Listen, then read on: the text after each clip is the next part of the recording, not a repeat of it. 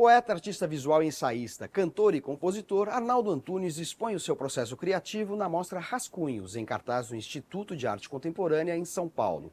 E o Entre Linhas conversou com esse multiartista sobre a exposição que traz a gênese de trabalhos em diferentes linguagens.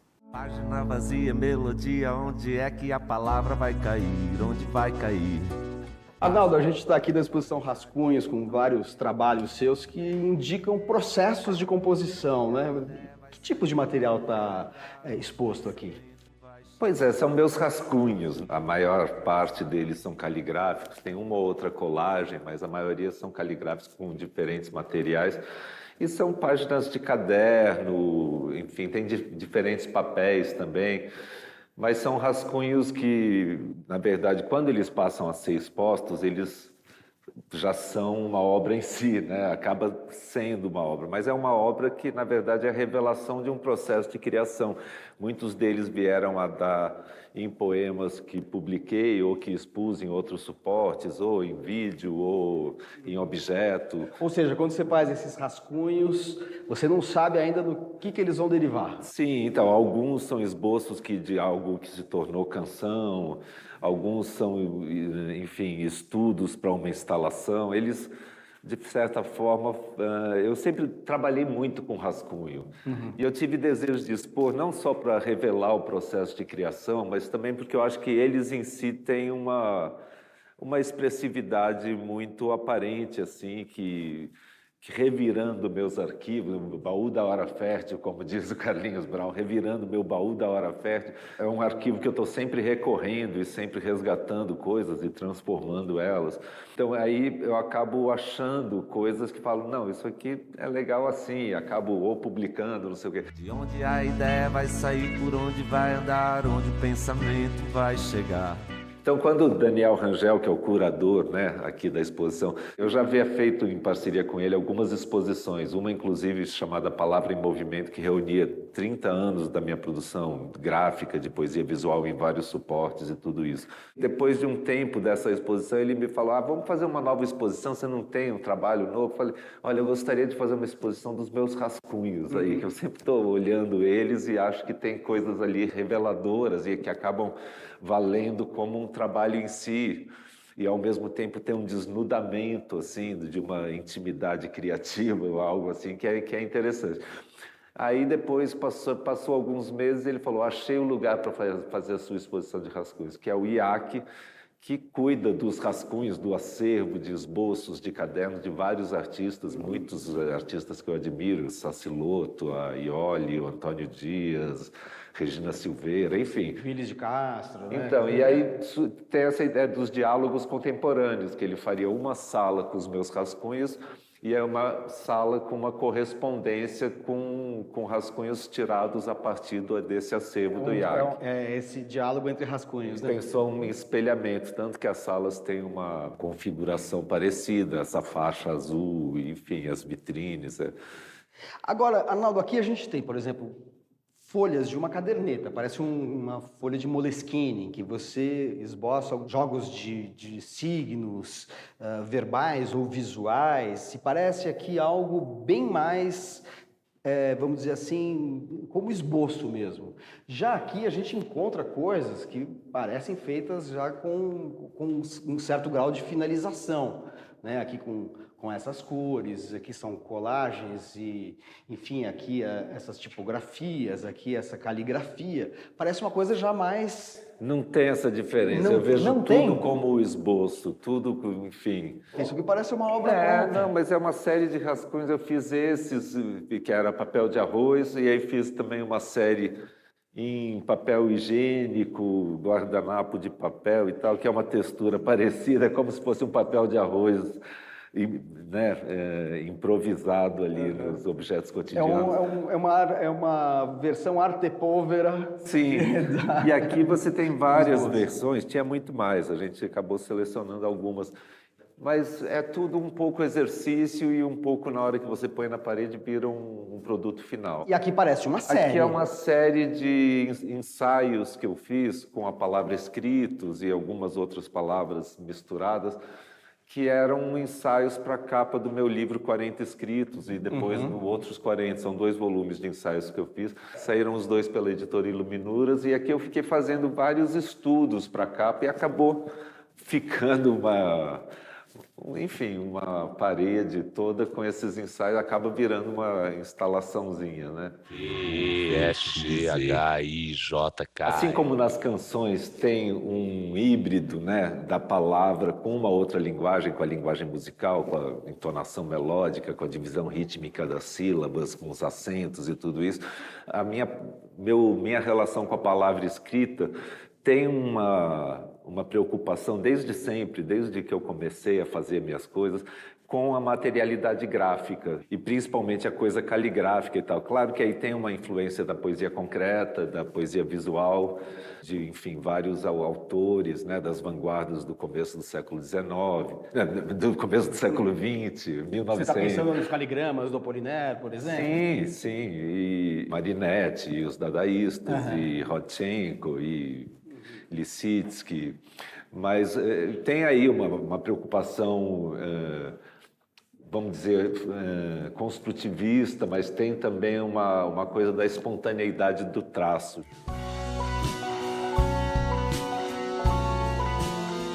A caligrafia é o rastro do gesto, né? Todos esses elementos expressivos, o tremor da mão, a disposição da página, a velocidade do traço, o ângulo que você faz com o braço para traçar aquilo, a sobreposição de tintas, tudo isso acaba dando informações ao verbal para além das significações que ele por si já teria, assim como na canção também. Quando você entoa, aquilo ganha novos sentidos, sugere novos sentidos. Então, é como para mim se fosse uma entonação gráfica, um correspondente um pouco da canção. Essa relação com o corpo também, que a voz é emitida pelo corpo e o gesto também. Então, eu sinto que tem uma coisa de uma expressividade mais espontânea junto com um pensar mais construtivo. Aqui tudo é feito caligraficamente ou também você usa outras matrizes, por exemplo, carimbos, tipos móveis, coisas assim? Predomina a caligrafia, mas aqui, por exemplo, tem umas coisas de carimbo, ali tem uma colagem, você tem aí ali tem outras colagens. Eu acabo experimentando várias coisas. Claro que a coisa com tipologia entra muito pouco aqui, porque já estão nos meus livros, enfim, estão em alguns poemas visuais que viraram obras grandes, reproduzidas com metal ou com outros materiais. Enfim, mas eu já expus. Aqui é uma coisa dos rascunhos. Eu sempre começo as coisas com um rascunho à mão. Eu mesmo, eu em mim mesma, em mim mesmado. Eu não me vejo como artista visual puramente. Eu faço poesia visual. Sempre? Pode até prescindir de palavra, mas não prescinde da significação poética. Eu sou volúvel, não tenho compromisso.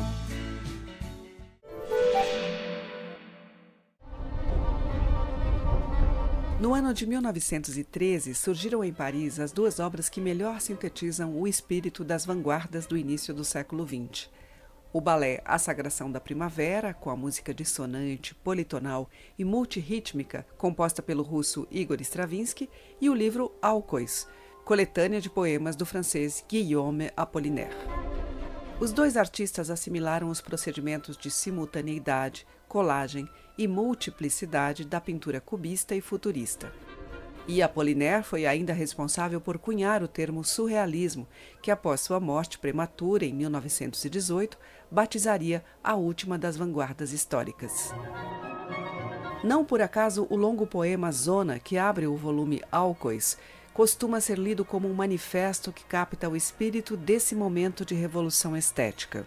Zona começa com o famoso verso: "No fim você está farto deste mundo antigo", e prossegue num percurso por Paris, atravessado por menções a elementos da era técnico-industrial, combinando ímpeto revolucionário e retórica convulsiva com referências mitológicas, que, assim como na pintura de Picasso, conectam o moderno ao primitivo. Descendente de poloneses, que nasceu em Roma em 1880 e se naturalizou francês, Apollinaire foi, como Stravinsky, um artista que transitou por diferentes formas de composição, tendo antecipado as experimentações visuais da poesia concreta brasileira com seus caligramas, cujos versos desenham caligraficamente os objetos referidos pelos signos verbais. A recente publicação de Zona e Outros Poemas, antologia traduzida e organizada pelo poeta Rodrigo Garcia Lopes, dá uma boa ideia da imaginação vulcânica desse escritor que lutou nas trincheiras da Primeira Guerra Mundial, sofrendo um ferimento cujas sequelas debilitaram sua saúde e o levaram à morte, vítima de gripe espanhola aos 38 anos. Os poemas sobre a guerra que Apollinaire deixou são o testamento intelectual de um artista que iniciou seu percurso captando a experiência de choque da metrópole moderna e terminou a vida retratando o caráter antropofágico da era da técnica, com sua carnificina em escala industrial. Depois do intervalo, um bate-papo com Socorro Ascioli sobre o seu novo romance, Oração para Desaparecer. O Entre Linhas volta já.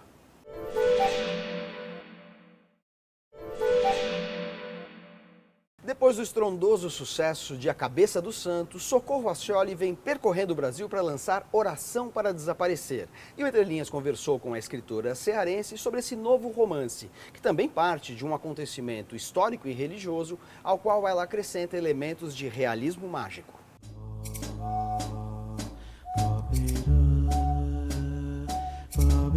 Socorro Ascioli, os seus dois romances, A Cabeça do Santo e Oração para Desaparecer, partem de dois fatos históricos, jornalísticos, que deflagram a fabulação. Que fatos são esses e como é que você chegou a eles?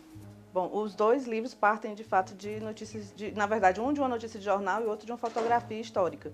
O Cabeça do Santo foi de uma notícia sobre a estátua de Santo Antônio que foi construída com a intenção de ser uma estátua muito importante na região, lá do sertão, e ela não foi concluída porque montaram a cabeça no chão e foi impossível de levar a cabeça para cima do corpo, então ficou o corpo lá em cima, a cabeça no chão. Isso já é suficiente para se imaginar uma história. É absurdamente hilário e fora do comum que existe uma cabeça oca no meio de uma cidade.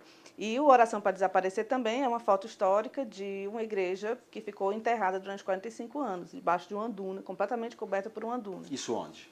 As duas no Ceará. A cabeça do Santo Antônio ainda está lá, na cidade de Caridade, no sertão, e a igreja é em Almofala, é uma praia do Ceará, perto de Jericoacoara, que é a praia mais famosa. É um pouquinho antes de Jericoacoara. É tão bonito quanto Jeri, mas não é tão conhecido.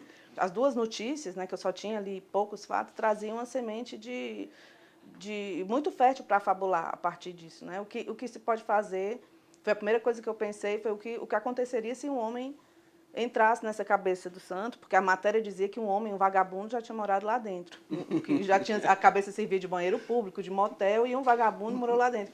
E eu fiquei pensando o que aconteceria se um vagabundo, como foi mencionado, o pior, o cachaceiro, sem fé nenhuma, sem nenhuma ligação com a religião, pudesse, ali dentro daquela cabeça, ter algum tipo de conexão com um dos santos mais inteligentes da Igreja Católica, né? O Santo Antônio, hoje a língua dele é preservada, porque ele era um grande orador, tem a língua dele lá em Pádua e tudo.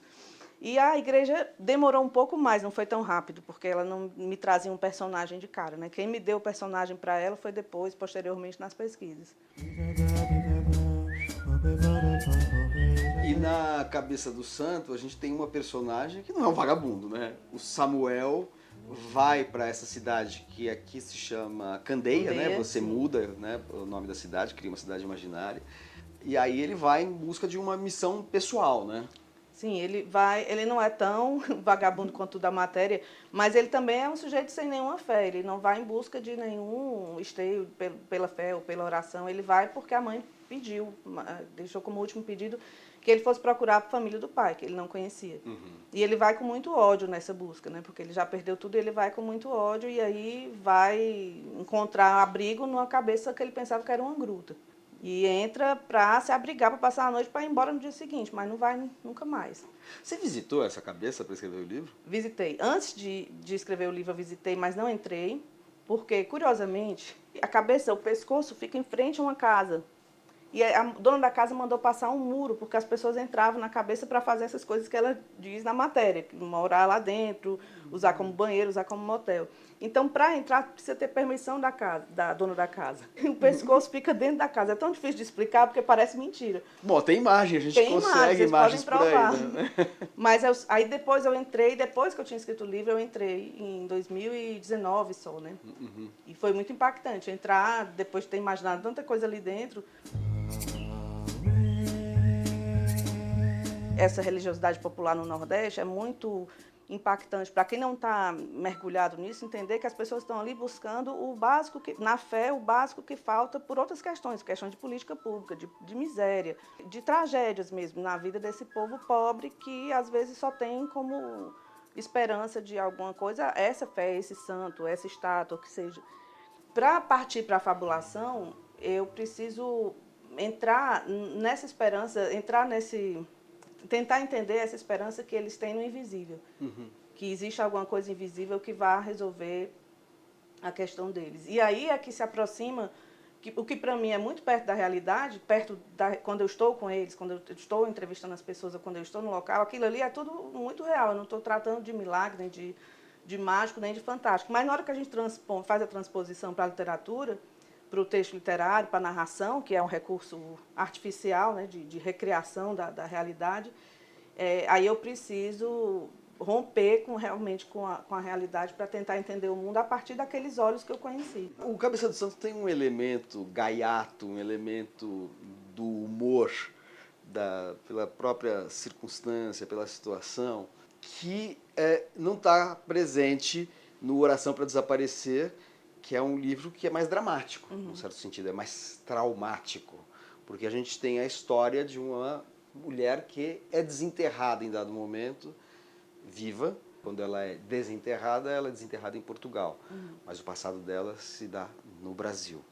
Que relação isso tem com a igreja de Almofala que você mencionou inicialmente? Quando eu vi a foto, primeira vez que eu vi a foto dessa igreja, eu sabia que podia render um romance, mas eu não sabia por onde eu ia puxar. Tinha várias possibilidades, mas eu não conseguia ver com clareza. Até que eu comecei a pesquisar sobre a igreja e fui pesquisar artigos de arquitetos, de engenheiros, sobre o restauro, artigo técnico que eu não entendia na totalidade, acho que eu não entendia nem metade, cada um. Mas aí eu dei sorte porque num deles, um arquiteto cita uma crônica do Carlos Drummond de Andrade.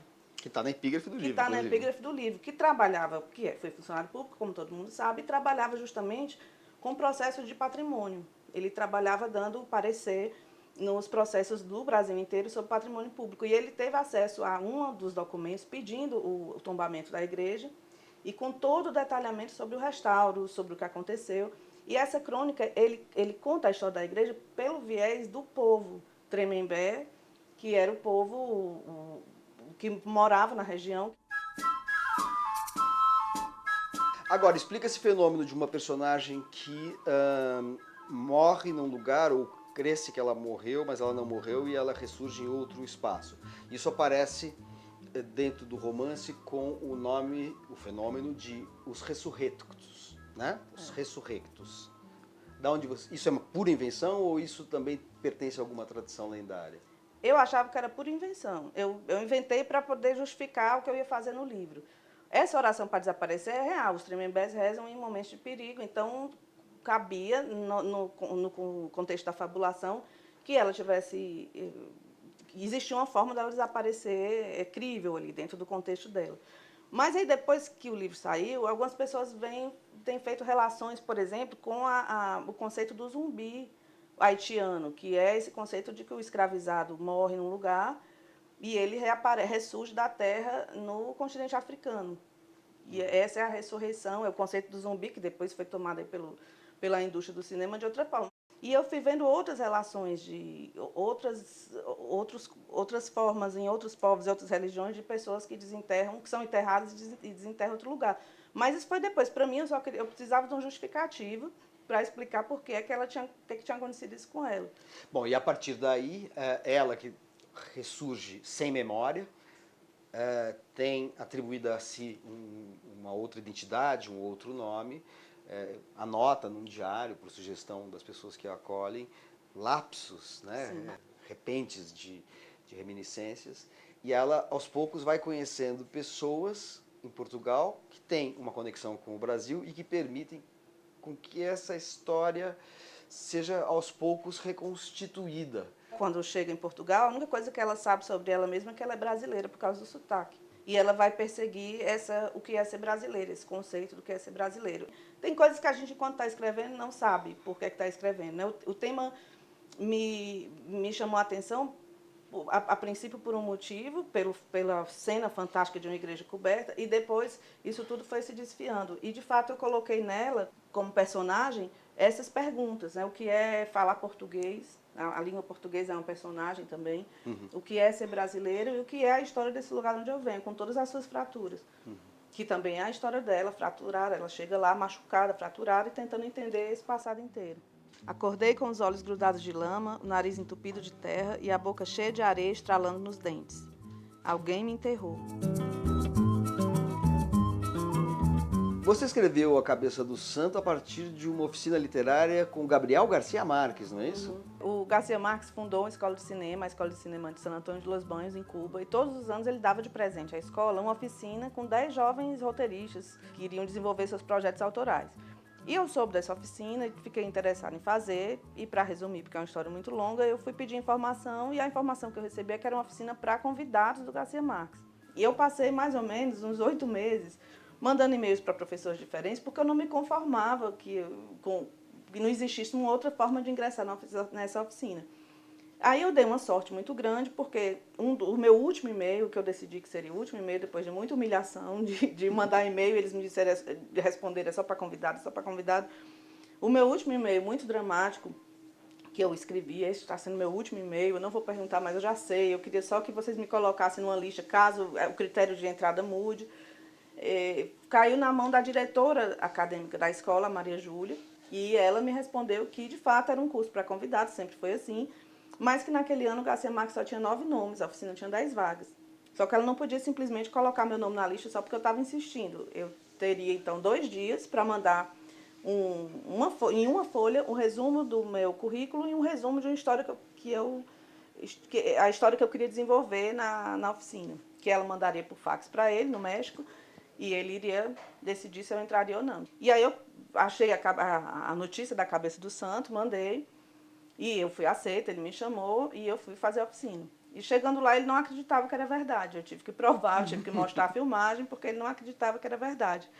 E foi, de fato, muito determinante para mim essa oficina, estar com ele, mas estar na escola de cinema, entender o que ele quis fazer com essa escola, com esse projeto, de fazer com que as pessoas pensassem as histórias da América Latina, cada um no seu lugar.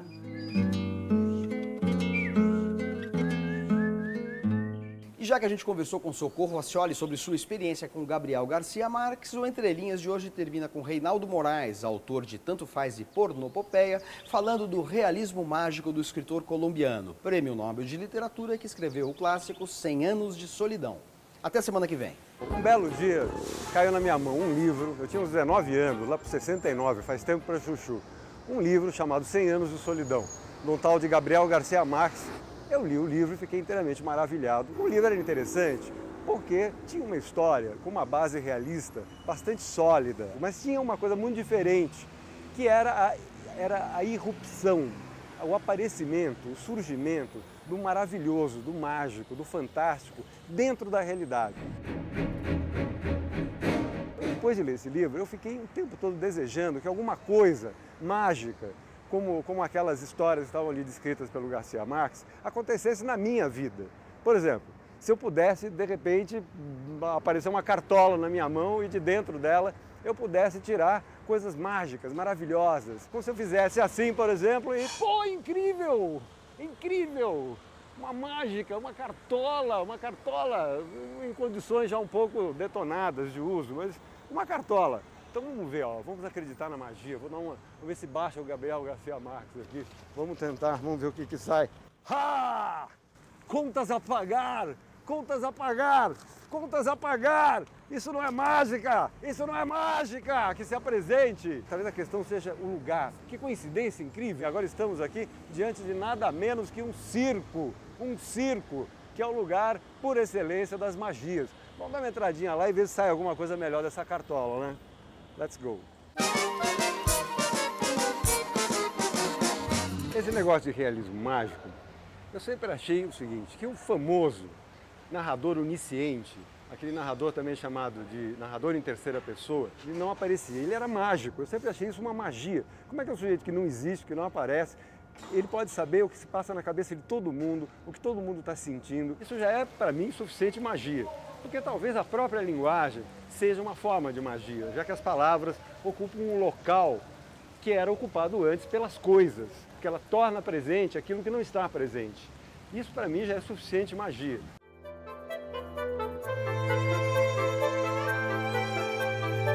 Só 4 anos depois da oficina foi que eu comecei a escrever de fato o livro, o texto literário, que era outra coisa. E vai virar filme? Vai virar filme, não sei quando, mas já vendi os direitos, mas vai virar filme. Perfeito. Oração também? Então, a oração está mais avançada, já tem até a atriz principal, é a Alice Carvalho.